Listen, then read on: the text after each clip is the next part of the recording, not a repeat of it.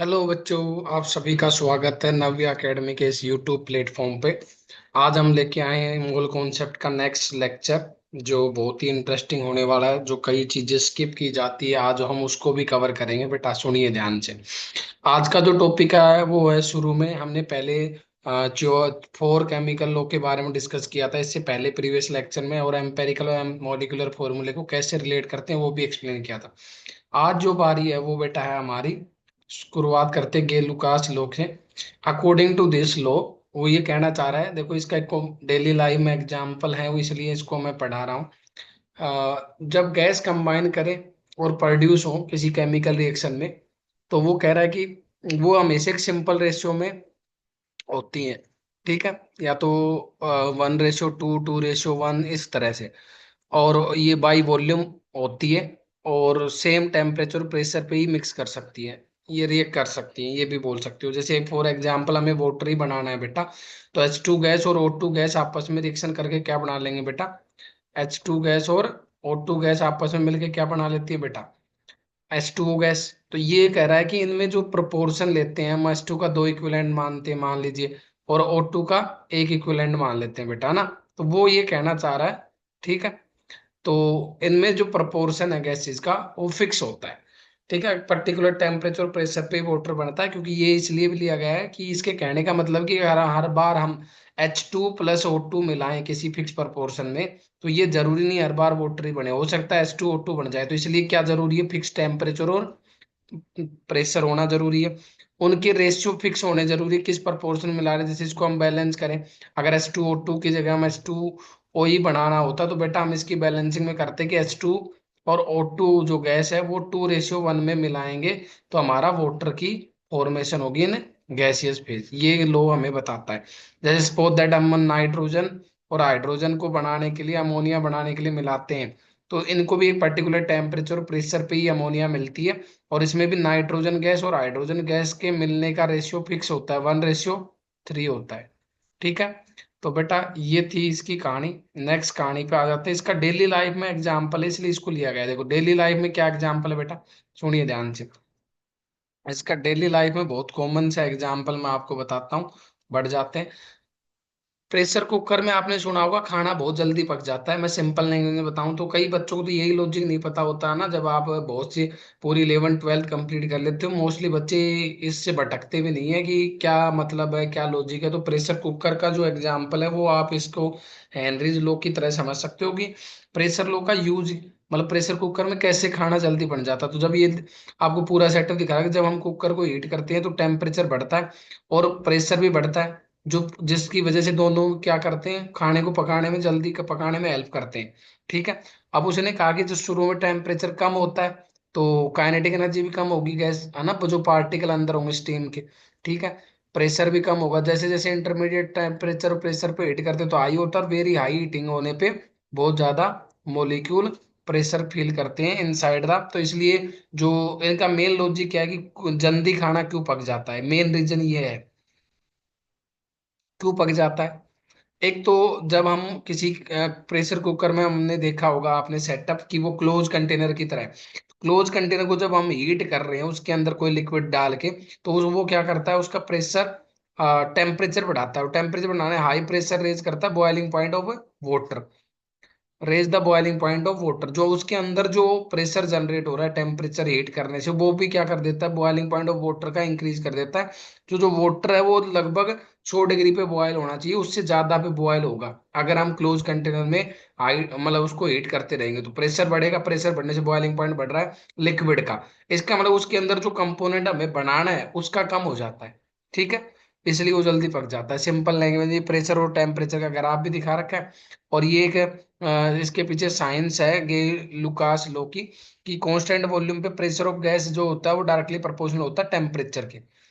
ठीक है, और क्योंकि क्लोज कंटेनर तो वॉल्यूम हमेशा क्या होगा बेटा, कांस्टेंट ही होगा। जितना आपने वाटर लिया है और जितना अमाउंट आपको पकाने के लिए, मान लो सपोज दैट आपको इसमें चावल पकाने, राइस पकाना है, तो चावल और जो वाटर जो क्वांटिटी आप एक बार इसमें डाल लोगे वो फिक्स रहेगी। और इसके ऊपर इम्पैक्ट क्या होगा, टेम्परेचर आप हीट दे रहे हो तो इसका टेम्परेचर बढ़ रहा है, टेम्परेचर बढ़ रहा है तो प्रेशर बढ़ रहा है, प्रेशर बढ़ने से क्या होता है बेटा, जो लिक्विड आप डाल रहे हो इसके अंदर उसका बॉइलिंग पॉइंट बढ़ जाता है, और जो आप जो चीज पकाने के लिए रखे हो उसका कम हो जाता है रिलेटिवली, तो इसलिए वो जल्दी पक जाती है क्योंकि वाटर का बॉइलिंग पॉइंट अचीव नहीं होगा बेटा उतना। ये इसके पीछे मेन लॉजिक होता है, बहुत से बच्चों को अब तक हवा भी नहीं थी। ये बहुत से गे लुकास लो के मेनली कॉमन डेली लाइफ के एग्जाम्पल है। प्रेशर कुकर का एग्जाम्पल अभी मैंने बताया, उसमें खाना जल्दी बन जाता है।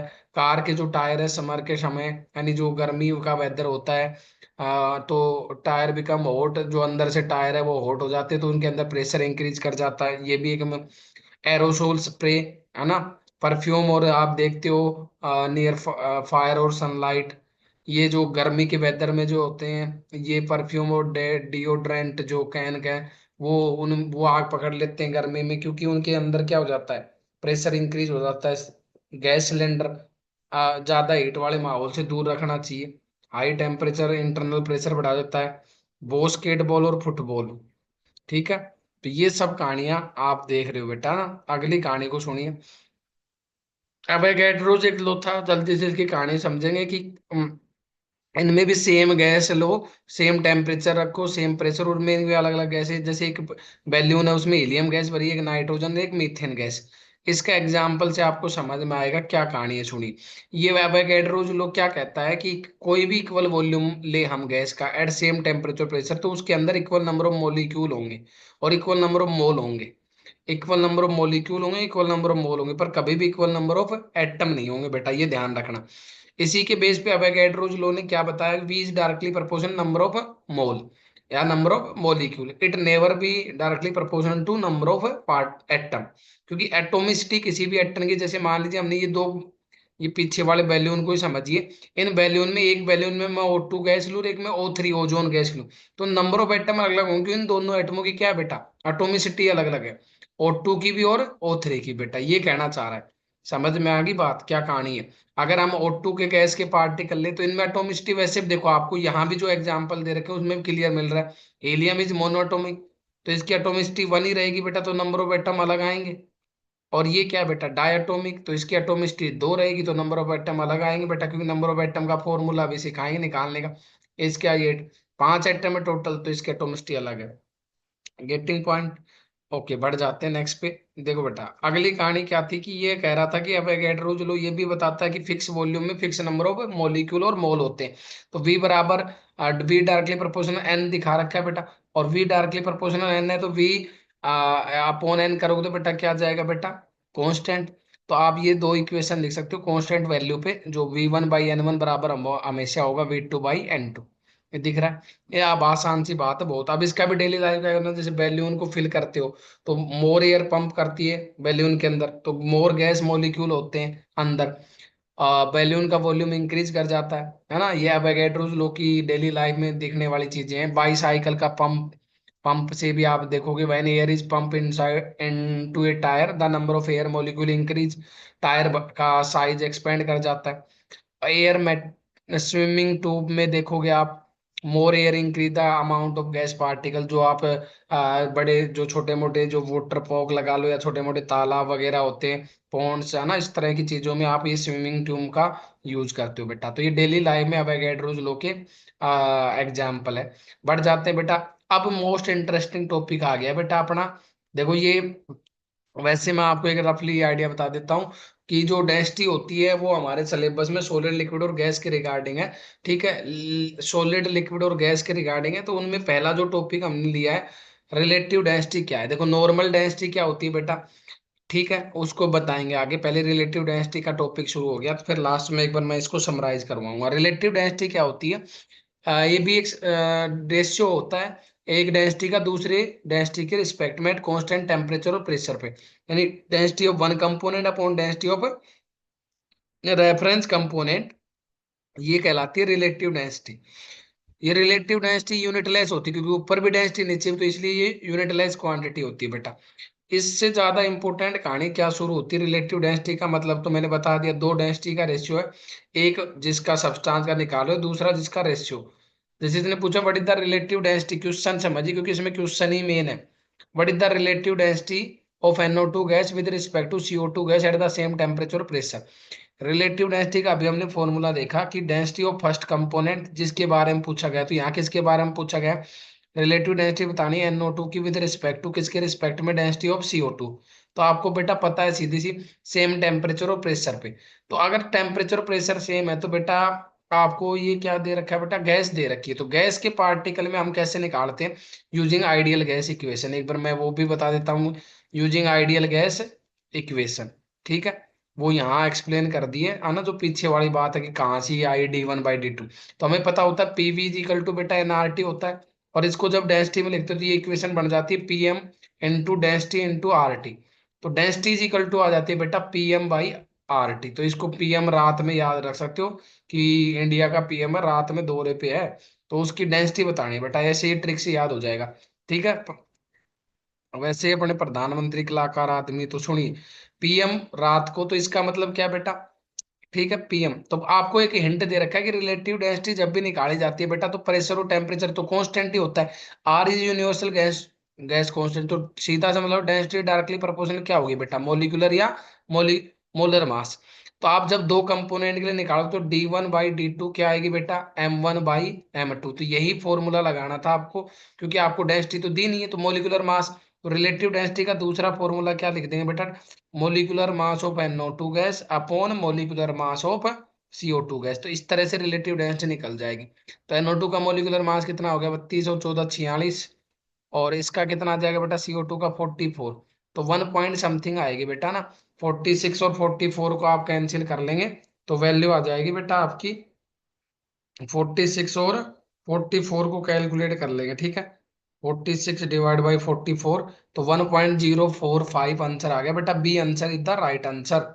तो नियरली 1.04 के आसपास वैल्यू आ गई, that is the B answer, B for Bharat. आगे बढ़ जाते हैं बेटा, बहुत ही आसान क्वेश्चन था। रिलेटिव डेंसिटी का कॉन्सेप्ट कहाँ से आया गैस के केस में, तो गैस के केस में यहाँ तक मैंने बता दिया, यही बात आप पीछे मैं बताता तो आप इसी क्वेश्चन में वो लॉजिक समझ लेंगे कि डेंसिटी को हमने मोलिकुलर मास क्यों ले लिया बेटा, यही रिलेटिव डेंसिटी होती है गैस के केस में बेटा। आगे बढ़ जाते हैं बेटा, सुनिए नेक्स्ट कहानी पे बढ़ जाते हैं बेटा। नेक्स्ट देखिए, स्पेसिफिक ग्रेविटी। ये बेसिकली बेटा लिक्विड के रिस्पेक्ट में होती है ना, ये टर्मिनोलॉजी लिक्विड के रिस्पेक्ट में होती है। अभी बताएंगे, जैसे स्पेसिफिक ग्रेविटी फॉर लिक्विड है ना, तो ये हमेशा विद रिस्पेक्ट टू, जैसे वो लिक्विड के केस में अगर हम बात करें तो रिलेटिव डेंसिटी वहां भी ऐसे लिख सकते थे है ना, लिक्विड में जैसे गैस में लिखी, बस उसमें फर्क होगा, अभी मैं बताऊंगा। लिक्विड के केस में अब्सोल्यूट डेंसिटी होती है बेटा ना, जो नॉर्मली सब जगह आप पढ़ते हो उसको रियल में तो अब्सोल्यूट डेंसिटी बोला जाता है।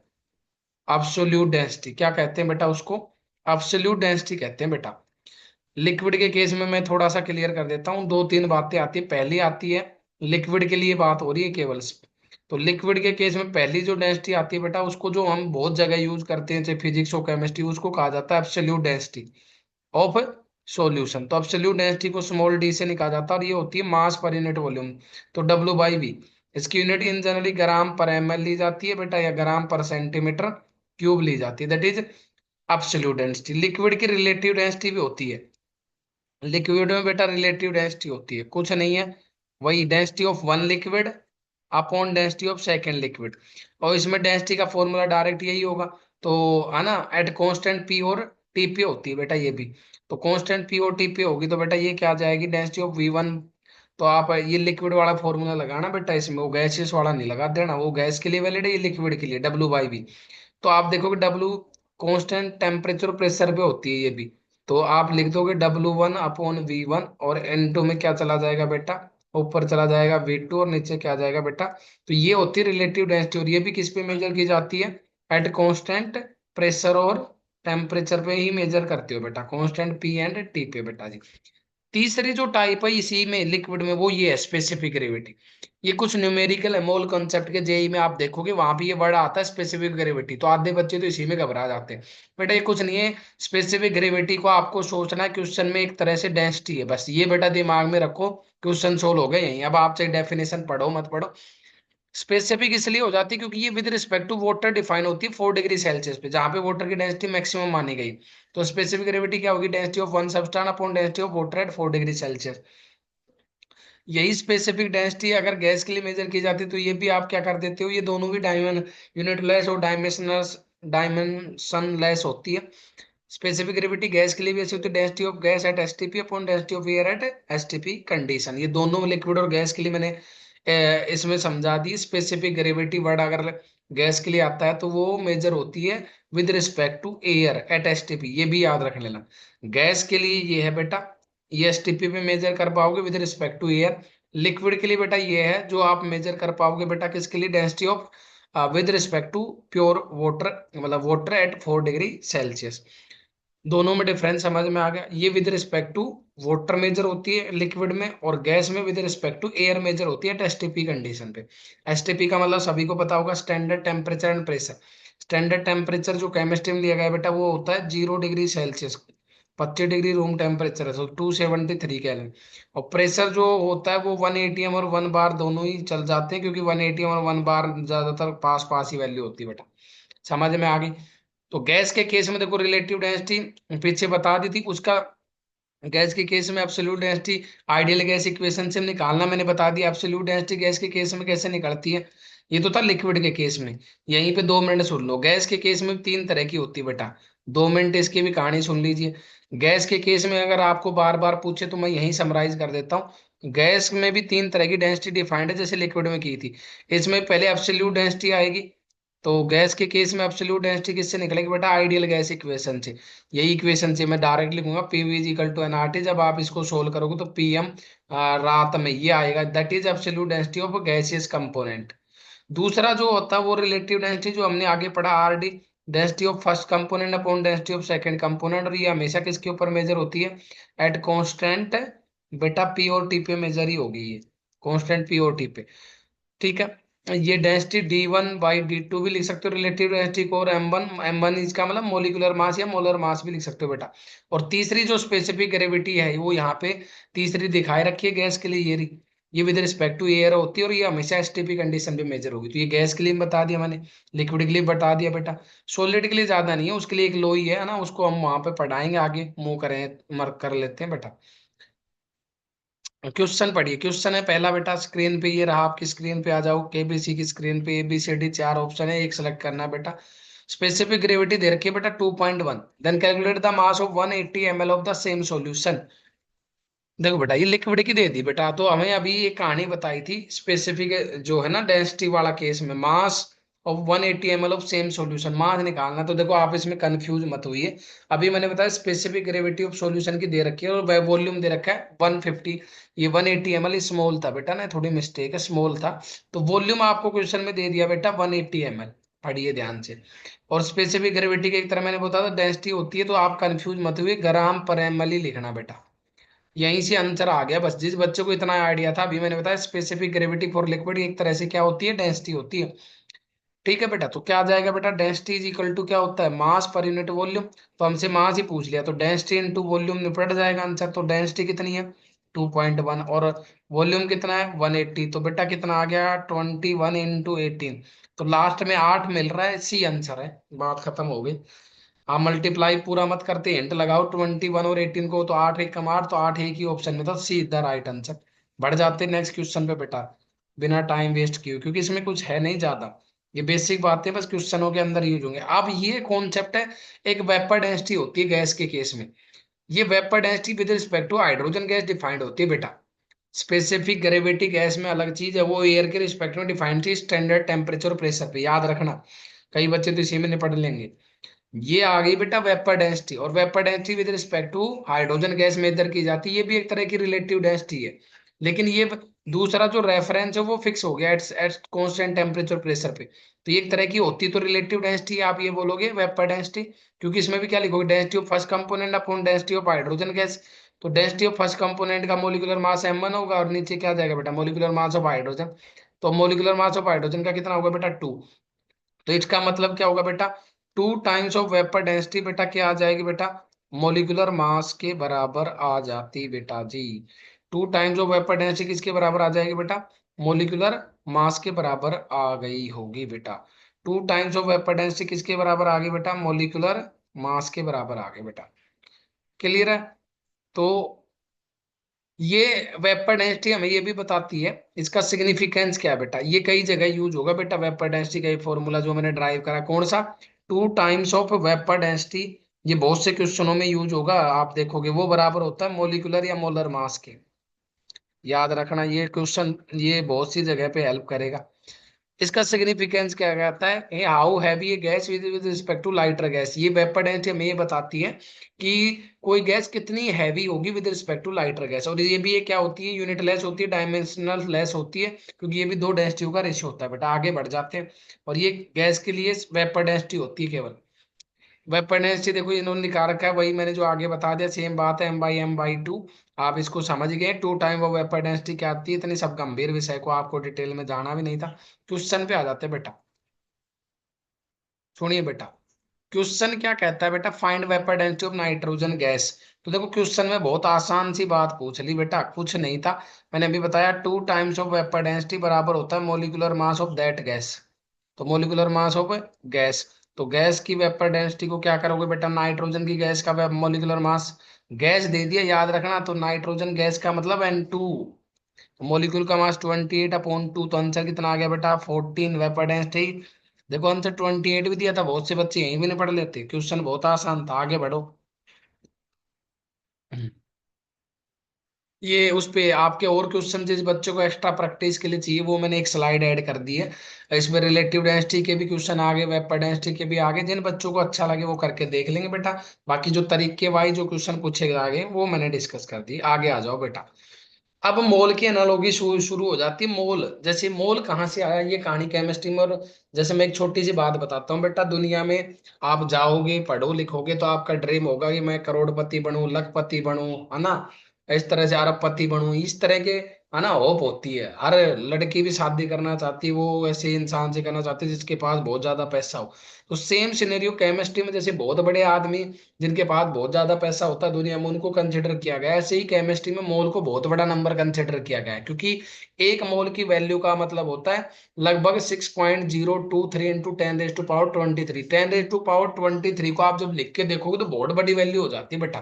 तो केमिस्ट्री में, सब केमिस्ट्री में मोल की डोमिनेंस है बेटा।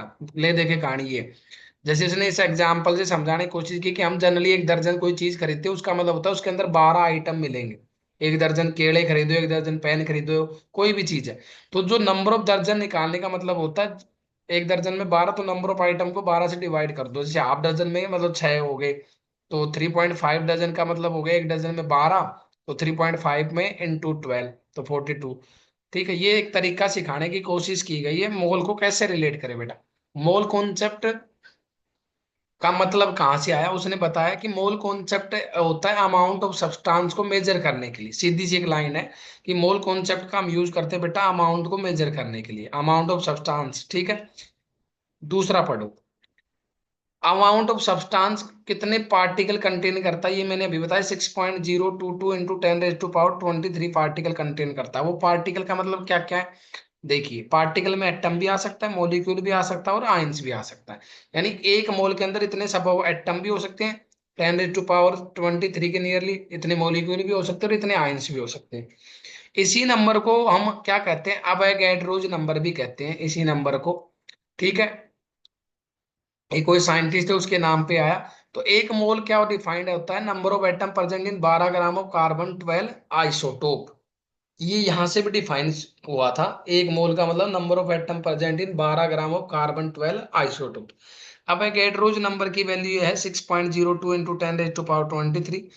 Number of particle present in 1 mole of any substance, 1 mole of oxygen molecule, इसका मतलब क्या होगा, इसके अंदर कितने मॉलिक्यूल है, 1 मोल ऑफ ऑक्सीजन मॉलिक्यूल का मतलब इसके अंदर है 6.022 इंटू 10⁻23। अब इसको ध्यान से समझिए। मैं जब शुरू में पीरियोडिक टेबल के एलिमेंटों का जो मास ट्रिक से सिखा रहा था, वहां भी मैंने एक लाइन बोली थी कि एनसीईआरटी के अकॉर्डिंग टोटल 118 एलिमेंट नोन है। जब भी हम एलिमेंट पिक करेंगे तो हम एक मोल अज्यूम करते हैं, जब तक आपको कोई हिंट ना दे तब तक हमें एक ही मोल अज्यूम करना होता है। तो एक मोल बहुत बड़ा क्वांटिटी को दर्शाता है, इसलिए उसका मास भी उसी अकॉर्डिंग लिखा जाता है, दैट इज मोलर मास। एक मोल क्वांटिटी, इसलिए एक एटम का मास देखो, आप लिखते हो सोडियम फॉर एग्जांपल, एक एटम सोडियम का तो उसका 23 एमयू लिखोगे।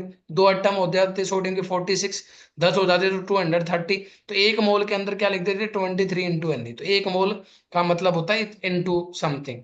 तो उसको इसलिए एक मोल का मतलब जो मास आप लिखते हो, एक मोल ऑफ ऑक्सीजन के अंदर मॉलिक्यूल कैसे आएंगे, वही मतलब है हमेशा मॉलिक्यूल कितने होंगे 6.02। ये फिक्स नंबर होगा बेटा। बढ़ते हैं नेक्स्ट पे।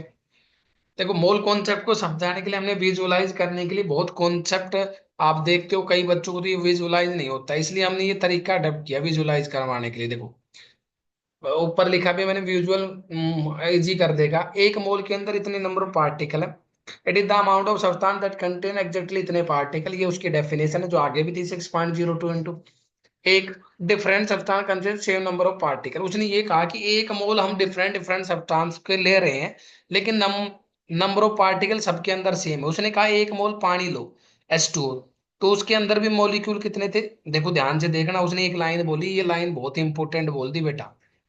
जिस बच्चे को ये लाइन समझ में आ गई, मोल की कहानी ये कर रहा है कि हम डिफरेंट डिफरेंट टाइप के सब्सटेंस लें भले ही, लेकिन उनके अंदर same number of particle appear होंगे। जैसे H2O के अंदर देखो, एक मोल H2O है तो उसमें भी पार्टिकल ये कितने मॉलिक्यूल है 6.02 इंटू इतना। एक मोल कार्बन डाइऑक्साइड लो, लेकिन याद रखो इसके 18 ग्राम में इतना है, ठीक है। और इसके, याद रखो बेटा इसके में कितना है, इसके में कितना बेटा, याद रखो इसके में एक मोल ऑफ CO2 तो 44 ग्राम है, मास अलग है लेकिन नंबर ऑफ पार्टिकल सेम है। देखो पार्टिकल कितने हो गए 6.02 इंटू 10⁻23 मॉलिक्यूल। एक मोल ऑक्सीजन जो है वो 32 ग्राम है, ठीक है। और एक मोल NaCl है वो 58 ग्राम है, ठीक है। लेकिन सबके अंदर देखो 6.02, ये मोल को समझाने को विजुलाइज करने के लिए मैंने ली है स्लाइड। बहुत से बच्चों को यही हवा नहीं लगती कि कोई भी मॉलिक्यूल हम लें, कोई भी एटम लें, कुछ भी लें हम, उनके अंदर नंबर ऑफ पार्टिकल हमेशा इतने रहेंगे, उनका क्वांटिटी कैसे इक्वेट होगा ये मैं नीचे समझाऊंगा। अब ये कहोगे कि बहुत से बच्चे फिर कह रहे हैं कि इसको पढ़ने का क्या फायदा हुआ, बेटा अभी समझाते हैं। पढ़ने का तो फायदा हुआ क्योंकि जिस मॉलिक्यूल के बारे में बात की जाएगी हम उतने ग्राम के बराबर लिखते हैं। आगे मैं बताता हूँ कि जैसे मान लीजिए आपके 18 ग्राम, जो एक मोलो H2 है तो उसका मतलब 18 ग्राम, तो इसमें लिखेंगे 18 ग्राम किसके बराबर है बेटा, इसका 6.02 इंटू इसके बराबर, इसका 18 ग्राम बराबर है इतने के, इसका 44 ग्राम बराबर है इतने के, और इसका 32 ग्राम बराबर हुआ बेटा इतने मॉलिक्यूल के अंदर, और इसका 58.5 ग्राम बराबर हुआ इसके अंदर लगभग। समझ में आ गई, ये डिफरेंस है। अब मोलर मास क्या होता है ये मैंने बता दिया। देखो H2 के ग्राम पर मोल इसकी यूनिट होती है 18, आ गया वही पीरियोडिक टेबल से निकलता है मास, बस यूनिट होती है इस तरह से देख रखे। डेली लाइफ में कैसे यूज करते हो, जैसे उसने कहा कि 18 ग्राम वाटर के एक मोल के अंदर, आप देखो ये वेइंग मशीन दिखा रखी है, 18 ग्राम पानी लिया आपने, वो एक साइड में आपने पानी डाला, वो उसका वेट दिखा रहा है ये, है ना, वेइंग मशीन 18 ग्राम है। एक साइड आपने कार्बन डाइऑक्साइड के पार्टिकल, गैस के पार्टिकल डाले 44 ग्राम। तो ये आपको समझ में आ गया होगा कि अभी हमने अवोगाड्रोस नंबर में पढ़ा था कि इक्वल वॉल्यूम में इक्वल नंबर ऑफ मॉलिक्यूल होते हैं और इक्वल नंबर ऑफ मोल भी रहते हैं बेटा। जैसे उसने लिखा है कि एक डजन में 12 होते हैं, इसका मतलब एक मोल में इतने पार्टिकल है केमिस्ट्री वाइज, है ना। जैसे हम डेली लाइफ में एक दर्जन के खरीदते हैं, ऐसे केमिस्ट में एक मोल का मतलब ये फिक्स हो गया इतना ही लेना है। सेम कंडीशन पे प्रेशर टेम्परेचर सेम होते, एक मोल H2, एक मोल O2, एक मोल CO2, सेम वॉल्यूम होगा, सेम नंबर ऑफ पार्टिकल होगा। ये लाइन अवोगाड्रो ने भी बताई थी कि हम सब गैस का एक एक मोल लें तो उसके अंदर number of molecule number of particle same ही आएंगे इक्वल वॉल्यूम में, कांस्टेंट टेम्परेचर प्रेशर पे, ये बता भी रखा है। अब मोल्स को कैसे निकालते हैं बेटा, मोल को निकालने का तरीका क्या होता है, जो शुरू से 9 10 से पढ़ना शुरू करते हैं बेटा। Number of mole is equal to होता है given mass upon molar mass, इन दोनों का रेशियो लोगे तो इसकी यूनिट भी मोल की यूनिट इसलिए क्या आती है बेटा, मोल ही आती है, याद रखिए।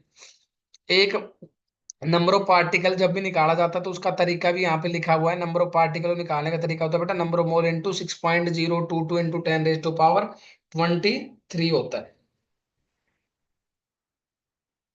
Mole is counting unit for extremely large number of particle, ये मैंने बता दिया, बहुत बड़ा नंबर है तो इसमें कोई नई कहानी नहीं थी बेटा, बहुत विजुलाइज करवा दिया। आगे बढ़ जाओ, ज्यादा विजुलाइज हो जाएगा, सुनो, आ जाओ बेटा।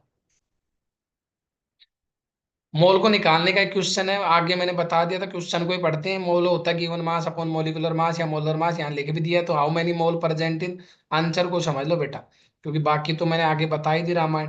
तो नंबर ऑफ मोल का फॉर्मूला ये दे भी रखा है इधर भी। गिवन मास कितना है बेटा 200 ग्राम। मोलर मास कितना होगा बेटा इसका 40। तो कितने मोल आगे 5 मोल आंसर होगा बेटा। ये बच्चों वाला क्वेश्चन था, एक मैंने जान पूछ के डाल दिया ताकि बच्चों को आगे आ जाओ। मोलर वॉल्यूम एक टर्म आता है बेटा जो एसटीपी कंडीशन पे मेजर किया गया है। सुनिए बेटा, मोलर वॉल्यूम एक टर्म आती है जो एसटीपी कंडीशन पे ली गई है बेटा, सुनियो ध्यान से। देखो कैसे। एसटीपी होता है स्टैंडर्ड टेम्परेचर और प्रेशर। एसटीपी कंडीशन में टेम्परेचर 0 डिग्री सेल्सियस लिया गया है, प्रेशर 1 बार लिया गया है। Molar volume at STP condition वो लिया गया है बेटा आपका 22.7 लीटर। ठीक है, एसटीपी पे मोलर वॉल्यूम 22.7 लीटर गया है। Molar volume volume of 1 mole of gas, इसी को कहते हैं बेटा। देखो मैंने बताया था केमिस्ट्री में एसटीपी कंडीशन बहुत इंपॉर्टेंट है। बहुत से बच्चे तो टेम्परेचर ही भूल जाते हैं। याद रखो 0 डिग्री सेल्सियस एसटीपी है केमिस्ट्री में। भले फिजिक्स में कुछ भी पढ़ो, प्रेशर 1 बार या 1 atm नियरली सेम ही होता है। मैंने बताया था 1 atm और 1 बार नियरली सेम होता है, इसलिए उससे कोई फर्क नहीं पड़ेगा। मोलर वॉल्यूम एग्जैक्ट जो अपडेटेड आईयूपीएससी कन्वेंशन है, इससे पहले हम लेते थे 22.4 लीटर। लेकिन जो अब रिसेंट अपडेट हुआ उस हिसाब से जो लिया गया है वो है 22.7 लीटर। तो नंबर ऑफ मोल ये कहाँ से आए हैं, अगर किसी बच्चे को इसमें भी जानने में मजा आ रहा है तो देखो मैं 2 मिनट बता देता हूँ, क्योंकि ज्ञान की हमारे पास कमी नहीं है। ठीक है, तो आप देखोगे ये भी आइडियल गैस इक्वेशन से सोल्व हुई है ये वाली बात। Using ideal gas equation, using ideal gas equation बेटा जी। तो आइडियल गैस इक्वेशन को यूज करिए तो पीवी इक्वल टू क्या आ गया बेटा NRT।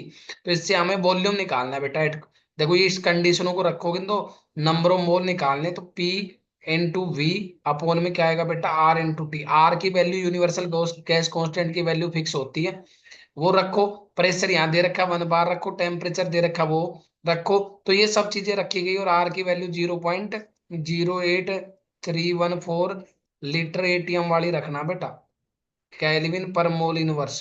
तो जब इसको रखा गया तो नंबर ऑफ मोल का फॉर्मूला आया V/22.7 लीटर।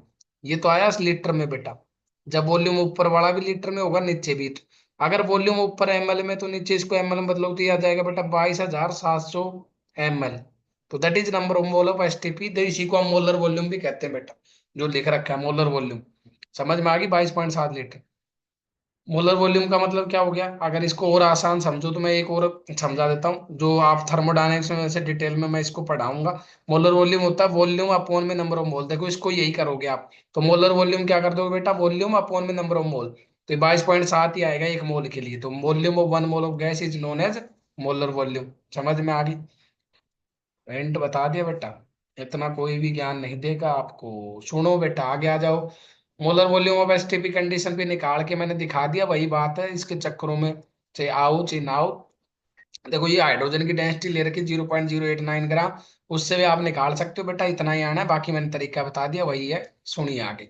इंटर कन्वर्जन ये आपको कि नंबर ऑफ मोल को नंबर ऑफ पार्टिकल से कैसे बदलना है, वॉल्यूम कैसे बदलनी है, ये डायरेक्ट तरीका सिखा रखा है। मोलर मास से मास कैसे निकालना है, ठीक है, मोल कैसे निकालने हैं। तो ये एक टेबल सी है ना, इसका मतलब हम जब आगे पढ़ लेंगे तभी समझ पाओगे आप कि नंबर से कैसे निकालते हैं ना। नंबर ऑफ मोल ये सिखाएंगे, नंबर ऑफ पार्टिकल से कैसे निकालेंगे। एसटीपी से तो अभी बता ही दिया है ना, उसमें बता रखा है कब मल्टीप्लाई करना है कब क्या करना है। ये भी मोल और मोलर मास वाला बता ही रखा है। ये नंबर ऑफ पार्टिकल वाला आगे पढ़ेंगे उसमें बताएं।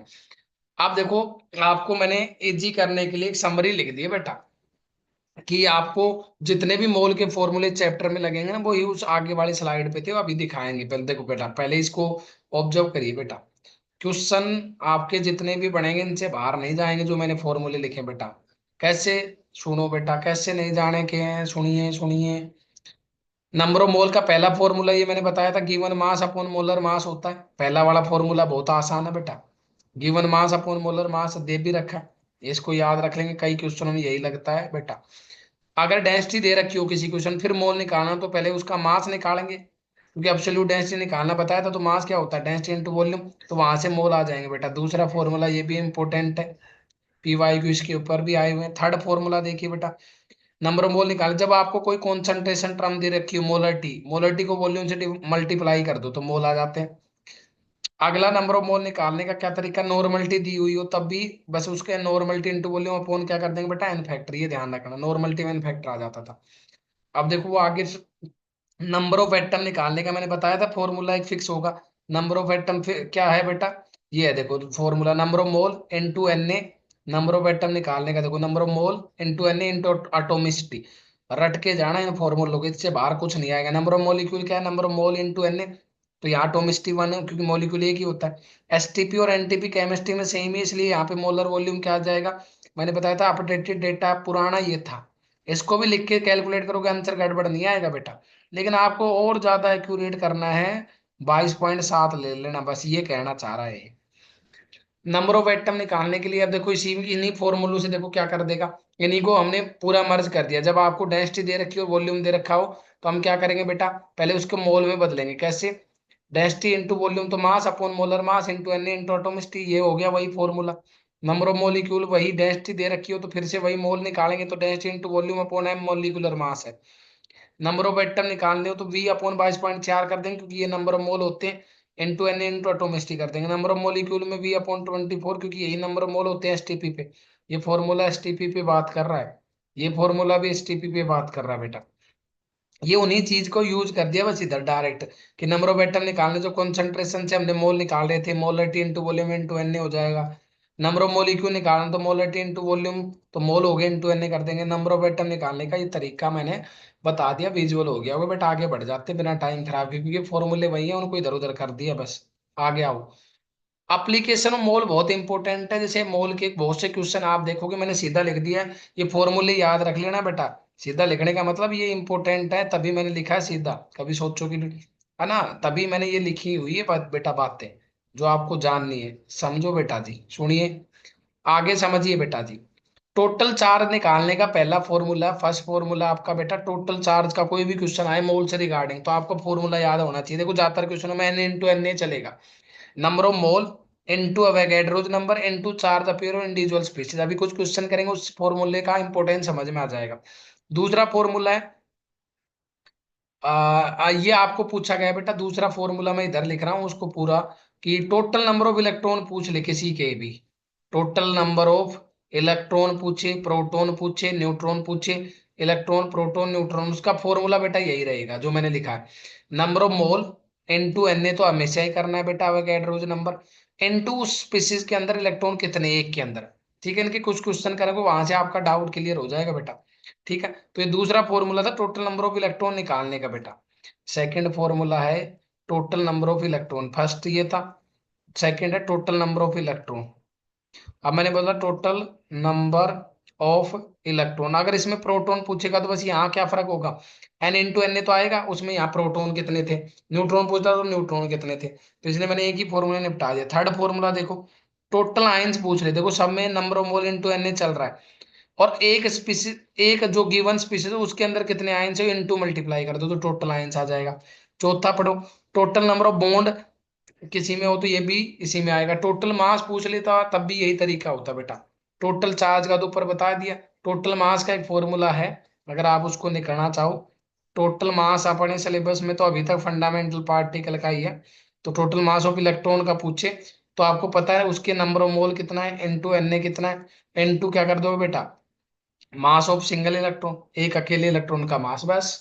समझ में आ गया, न्यूट्रॉन क्या पूछता था, इनटू दिस। तो ये पांच फॉर्मूले जो एप्लीकेशन वाइज यूज होंगे बार बार बेटा जी, याद रख लो। टोटल चार्ज का में देखो सब में यही लग रहा है, एन इंटू एफ। चार्ज का तो एक फॉर्मूला और भी होता है शॉर्टकट, वो फैराडे में निकालना है, ये कूलम में आता है। फैराडे में क्या आता है, चार्ज का टोटल चार्ज आता है बेटा plus minus n into F.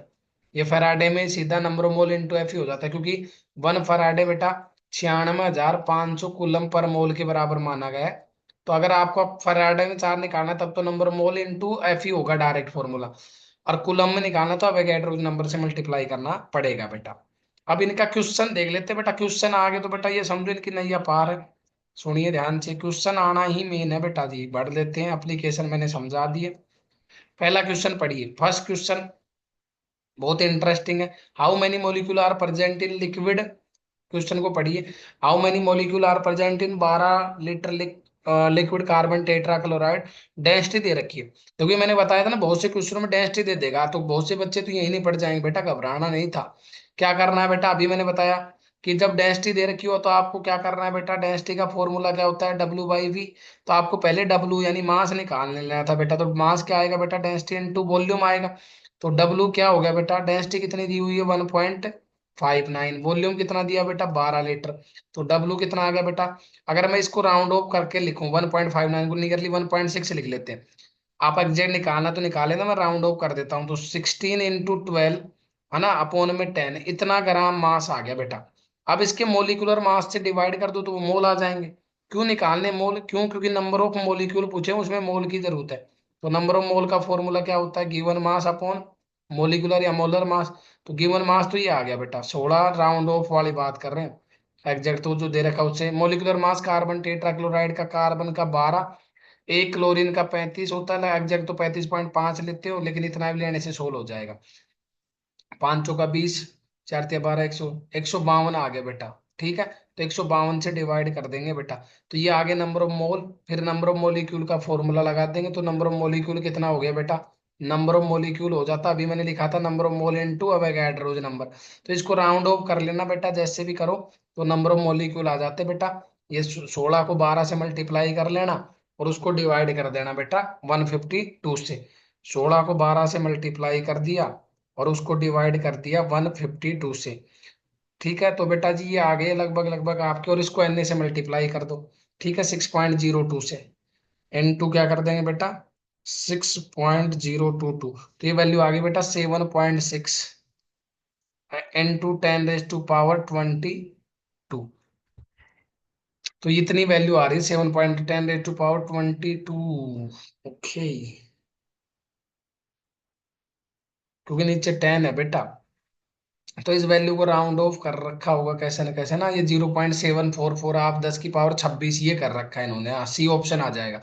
कैसे इनको राउंड ऑफ करोगे, देखो आपके पास में 10 नीचे, 10⁻23 ऊपर थी तो 22। अब देखो 7 है, तो 7 के 3 इधर डेसिमल लगा रखे हैं, है ना। ये एग्जैक्ट वैल्यू निकालोगे तो ये आंसर बनेगा बेटा सी वाला, है ना। देख लेना आप। आगे आ जाओ बेटा, फॉर्मूला यही लगेगा जो मैंने बता दिया, तरीका यही लगेगा। आगे बढ़ जाते हैं, नेक्स्ट क्वेश्चन पे बढ़ते हैं बेटा। नेक्स्ट क्वेश्चन देख लो, find out the number of hydrogen atom. ये भी क्वेश्चन बहुत बड़ा, पी वाई क्यू, देखो नीट में आया ये वाला, पी वाई क्यू सोल्व करिए। नंबर ऑफ हाइड्रोजन एटम पूछ लिया बेटा, number of hydrogen atom present 5.4 gram urea.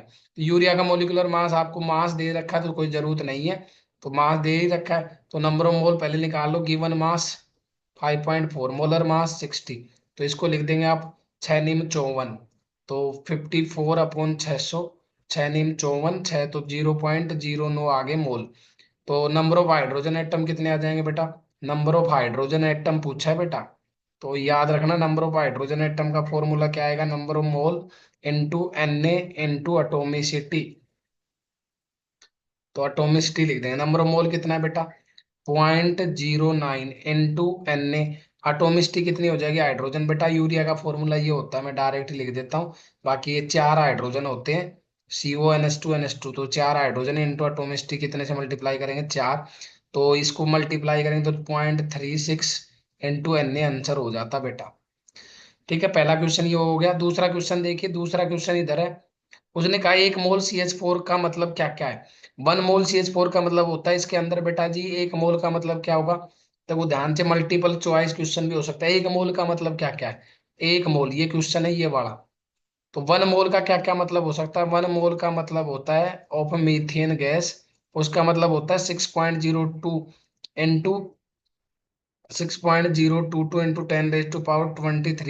Molecule. ऐसा कोई ऑप्शन है नहीं दिख रहा, चलो इसके अंदर क्या करेंगे बेटा, 1 मोल के अंदर मतलब 6.022 × 10⁻23 क्या होंगे, कार्बन होंगे। हाइड्रोजन कितने होंगे बेटा, 4 टाइम। तो इसका 4 टाइम कितना होगा, 6 × 4 = 24, है ना। तो 24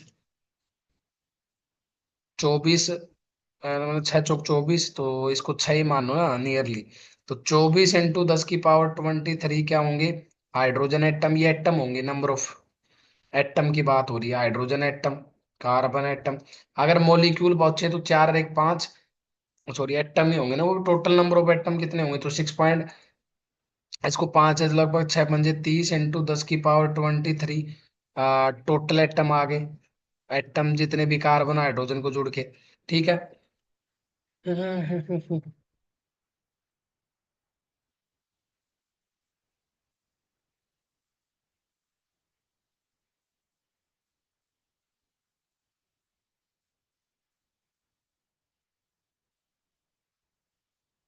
4 mole of hydrogen atom, 1 mole CH4 के अंदर 4 मोल हाइड्रोजन एटम होंगे, ये सही आंसर है। सही बात है, क्योंकि एक एक ग्राम एटम वाला होता है, 1 मोल CH4 है तो उसमें 1 मोल तो कार्बन और 4 मोल हाइड्रोजन, तो ये आ गया बेटा ना, तो ये पॉसिबल है, 4 से नंबर ऑफ एटम निकाल देते तो गलत हो रहा है, ये भी गलत हो रहा है, ये भी गलत हो रहा है, तो बी आंसर सही होता बेटा। अच्छे क्वेश्चन थे दोनों ही। आगे बढ़ जाते हैं, सुनिए।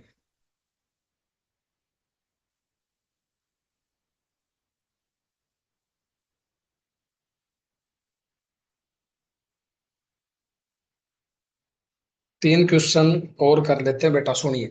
7.5 ग्राम है बेटा आपका, जल्दी से देखिए, ये 2 क्वेश्चन हो जाते हैं। सुनिए, 7.5 ग्राम ऑफ हाइड्रोजन, कोई भी गैस दे रखी है एसटीपी पे, वो पूछा है ना उन्होंने कौन सी गैस होगी, तो पहले पहले बेटा एसटीपी पे आपको पता ही है नंबर ऑफ मोल कैसे निकलते हैं। तो नंबर ऑफ मोल होता है बेटा V/22.7 लीटर, ये होते हैं बेटा 22.7 लीटर। तो वॉल्यूम से निकाल लेंगे पहले नंबर ऑफ मोल, तो नंबर ऑफ मोल आ जाएंगे 5.8/22.7। तो लगभग इसको डिवाइड करोगे तो 4 से होगा ये बेटा, लगभग 5 8 चौक 32, 5 चौक 20, तो लगभग 1/4 मान लो बेटा इसको। तो एग्जैक्ट तो ये आएगा बेटा ना, तो इसको आप नियरली ये लिख सकते हो 58/227, इतना तो आगे बेटा मोल। और मोल से अब मास निकाल दो मोलिकुलर, क्योंकि उसी से आप कर पाओगे कौन सी गैस का मोलिकुलर मास आ रहा है, W/N, क्योंकि W दे रखा है 7.5 ग्राम और मोल ये आ गए 58 × 2 7 200, तो आपकी वैल्यू आ जाएगी बेटा, और उसका जो मोलिकुलर मास आएगा ना उसी से सोल्व होगा बेटा। 22 × 7.5 अपोन में क्या कर देंगे बेटा 58, तो इसका मास आया लगभग 30 के आसपास, तो इनमें एग्जैक्ट तो 29.35 आ रहा है, लेकिन इसको राउंड ऑफ कर लेंगे तो हम 30 मान सकते हैं। इन ऑप्शनों में किसका मास नियरली इसके आसपास है वो बताना था बेटा। तो देखो NO का मास कितना हो गया 16, देखो इसका ही हो गया NO का, इसका कितना हो गया 16 और इसका 14, तो 30 इसी का है, और किसी का बनेगा ही नहीं। देखो आप जोड़ के देख लेना, CO का तो 28 ही होगा, 12 16, तो 29 पॉइंट कुछ आ रहा, तो ज्यादा एक्यूरेट कौन सा है, ए ऑप्शन सही है। अगला देखो, the vapour density of A gas is 11.2, ठीक है 11.2 दे रखी वेपर डेंसिटी। देखो ये क्वेश्चन मैंने बताया था ना, 2 टाइम्स ऑफ वेपर डेंसिटी बराबर मोलिकुलर मास आ जाएगा उस गैस का। तो मोलिकुलर मास कितना आ गया बेटा क्वेश्चन में, सीधा इसका 2 टाइम करेंगे तो 22.4 आ गया molecular mass. Volume occupied by 11.2 gram of gas at STP condition, STP ATP सब एक ही है अपने में। तो नंबर ऑफ मोल क्या आ जाएगा गिवन मास, तो वॉल्यूम ऑक्यूपाइड, अच्छा वॉल्यूम पूछा है क्या बेटा, तो पहले इसके 11.2 ग्राम, पहले मोल निकाल लो। मोलिकुलर मास तो ये आ ही गया, गिवन मास कितना है 11.2, अपोन में मोलिकुलर मास कितना है 12.2, 1/2 ही आया है मोल। तो नंबर ऑफ मोल आ गए, तो एसटीपी में नंबर ऑफ मोल क्या होता है V1 वॉल्यूम अपॉन 22.4, तो वॉल्यूम तो बेटा 1/2 है, ये है 22.4 है, तो वॉल्यूम कितना आ गया बेटा वही, इसको रीअरेंज करेंगे तो 11.2 ही लीटर आ गया बेटा, तो ए आंसर ही होता बेटा। दोनों क्वेश्चन अच्छे थे, आगे बढ़ जाते हैं बिना लेट किए हुए। अगला क्वेश्चन पढ़ लो।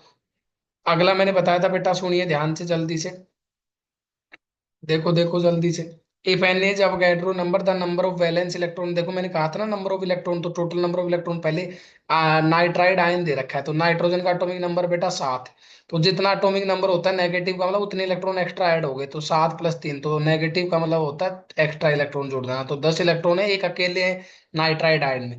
अब उसका कितना ग्राम दे रखा है 4.2 ग्राम, तो नाइट्रोजन का मास 14 होता है, क्योंकि आयन बदलने से मोलिकुलर मास के ऊपर कोई फर्क नहीं पड़ता, तो 0.3 आ गया, 14×42। इतने मोल में एक नाइट्राइड आयन में इतना इलेक्ट्रॉन है, तो एक मोल के लिए कितना निकालेंगे, तो मैंने सीधा बताया था इसका formula total number of electron निकाल लो। तो टोटल नंबर ऑफ इलेक्ट्रॉनों का फॉर्मूला अभी हमने क्या लिखा था, Na × Na, और एक अकेले के अंदर कितने इलेक्ट्रॉन है, तो अकेले के अंदर कितने आ रहे हैं 10, तो नंबर ऑफ मोल कितने आ गए बेटा 0.3, है ना। और Na रखो और इंटू 10, तो इस दोनों को सोल्व करेंगे तो 3Na आ गया बेटा। ठीक है बेटा, राउंड ऑफ कर लेंगे जो भी है, वही वैल्यू ले रखी है बेटा, तो 3 की 0.2 आंसर दिया है, देखो इसने लेके, तो आप जब इसको राउंड ऑफ करोगे तो यही आंसर मानना पड़ेगा, और तो कुछ बन ही नहीं सकता ना बेटा, मोल इतने ही है। ठीक है, एन ए आ गया 14×42, हाँ एग्जैक्ट ले रखा है, तब ये लफड़ा रहा होगा मास का। तो 0.3 × 10 करोगे तो 3Na आंसर आ गया, तो 3Na का मतलब डी आंसर था। हाउ मच कूलम चार्ज, देखो चार्ज का भी क्वेश्चन आया था बेटा, चार्ज वाले को भी देख लो 2 मिनट। चार्ज में मैंने क्या बताया था बेटा, चार्ज में मैंने बताया था बेटा कि टोटल चार्ज कूलम में पूछा है, तो टोटल चार्ज का एक ही फॉर्मूला मैंने बताया कि टोटल चार्ज जब भी निकालते हैं बेटा वो होता है number of mole into Avogadro number into charge percent और इंडिविजुअल स्पीशीज। तो यहाँ चार्ज कितना है, -3% है एक के ऊपर, इसमें भी नाइट्राइड दिया है, और 1 ग्राम आयंस के ऊपर दे रखा है। तो 1 ग्राम का मतलब पहले इसके नंबर ऑफ मोल निकालो, नंबर ऑफ मोल कितना आ गया बेटा, 1 ग्राम अपॉन में इसका मोलिकुलर मास 1/14, तो ये यहाँ रख दोगे आंसर आ जाएगा बेटा कूलम में, बस सोल्व कर लेना। आगे बढ़ते हैं बेटा, लास्ट क्वेश्चन पे आ जाइए बस। Total number of gram molecule, देखो मैंने कहा था ना कई बार क्वेश्चन में फंसाएगा, ग्राम मोलिक्यूल वर्ड लिख दिया बेटा, तो कंफ्यूज नहीं होना। ग्राम मोलिक्यूल का मतलब होता है उसका मोल निकालना, ग्राम एटम हो, ग्राम नंबर ऑफ ग्राम मोलिक्यूल हो, तो मोल निकालना है, बस यही मतलब है total number of gram molecule. तो गिवन मास तो दे रखा है, मोलिकुलर मास इस मोलिक्यूल से निकलेगा SO2 Cl2 का। तो सल्फर का मास कितना होता है बेटा 32, दो ऑक्सीजन है तो इसका भी 32 है, इसका 35 दूनी 70 मान लो, 71 मान लो, तो ये 32 दूनी 64, 64 प्लस 71, तो ये बेटा वैल्यू आ गई 135। तो 135 से डिवाइड कर देंगे बेटा, तो नंबर ऑफ मोल कितना आ गया 0.1। तो यही ऑप्शन में पूछा था, देखो कंफ्यूज किया ना। नंबर ऑफ ग्राम मोलिक्यूल का मतलब क्या याद रख लेंगे, क्या निकालना था, मोल निकालना था बेटा, ये मैंने शुरू में डिटेल में पढ़ाया हुआ है। आगे देखो number of oxygen atom in 4.5, तो इसमें देखो इसमें कंफ्यूज करने के लिए पूछा गया ऑक्सीजन एटम, और यहाँ O2 मोलिक्यूल दे रखा है, बस ये थोड़ा सा लॉजिक था इस क्वेश्चन में देने का, इसलिए मैंने ये डाला। छोड़िए, एक बार पहले ही ऊपर वाले को निपटा दिया है, इस वाले को जल्दी समझ लो। इस क्वेश्चन में बेटा क्या लॉजिक है, दूसरे क्वेश्चन में number of oxygen atom, number of मोल निकालो, तो नंबर ऑफ मोल कितने आ गए 4.5 बाई 0.1 मोल आ गया बेटा। अब उसमें नंबर ऑफ ऑक्सीजन एटम के बारे में पूछ लिया, तो ऑक्सीजन एटम, ये तो ऑक्सीजन मॉलिक्यूल दे रखे हैं, तो इसका आधा करेंगे बेटा, तो नंबर ऑफ एटम है ना ऑक्सीजन एटम, अच्छा ऑक्सीजन एटम तो एटोमिसिटी कर देंगे ना बेटा 0.1 में, तो number of mole into Na into atomicity, तो ऑक्सीजन कितनी बेटा 2, तो इंटू 2 कर देंगे बेटा। तो नंबर ऑफ मोल कितना आया 0.1 इंटू Na इंटू एटोमिसिटी 2, तो 0.2 Na हो गया। 0.2 Na का मतलब आप इन्हें ऑप्शन को देख लेना, 0.2 इंटू नियरली मैं राउंड ऑफ कर लेता हूँ, इंटू अगर आपको निकालना तो 6 दूनी 12, 1.2 इंटू 10, नियरली यही आंसर है बेटा। ठीक है, तो ये हमारे क्वेश्चन थे बेटा आज के।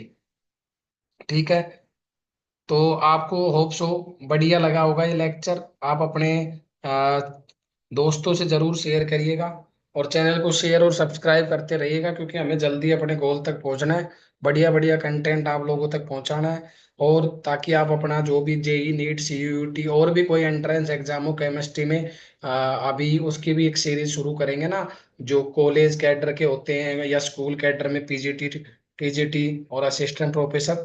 तो थैंक यू, सभी का बहुत बहुत धन्यवाद, मिलते हैं नेक्स्ट लेक्चर में।